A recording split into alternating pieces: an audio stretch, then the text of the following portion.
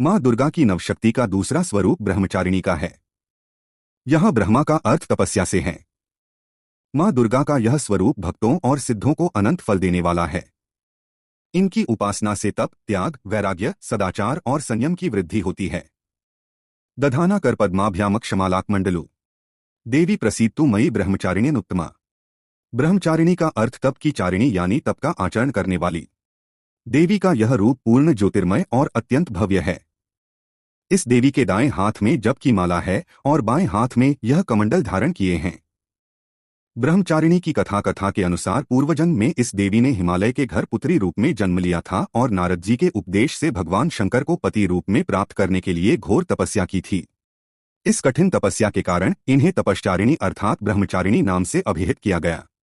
1000 वर्ष तक इन्होंने केवल फल फूल खाकर बिताए और 100 वर्षों तक केवल जमीन पर रहकर शाक पर निर्वाह किया। कुछ दिनों तक कठिन उपवास रखे और खुले आकाश के नीचे वर्षा और धूप के घोर कष्ट सहे। 3000 वर्षों तक टूटे हुए बिल्व पत्र खाए और भगवान शंकर की आराधना करती रहीं। इसके बाद तो उन्होंने सूखे बिल्व पत्र खाना भी छोड़ दिए। कई हजार वर्षों तक निर्जल और निराहार रहकर तपस्या करती रहीं। पत्तों को खाना छोड़ देने के कारण ही इनका नाम अपर्णा नाम पड़ गया। कठिन तपस्या के कारण देवी का शरीर एकदम क्षीण हो गया।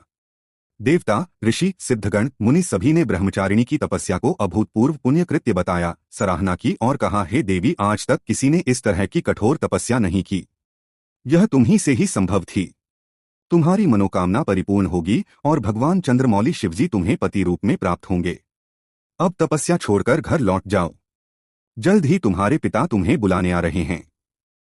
इस देवी की कथा का सार यह है कि जीवन के कठिन संघर्षों में भी मन विचलित नहीं होना चाहिए। मां ब्रह्मचारिणी देवी की कृपा से सर्व सिद्धि प्राप्त होती है। दुर्गा पूजा के दूसरे दिन देवी के इसी स्वरूप की उपासना की जाती है।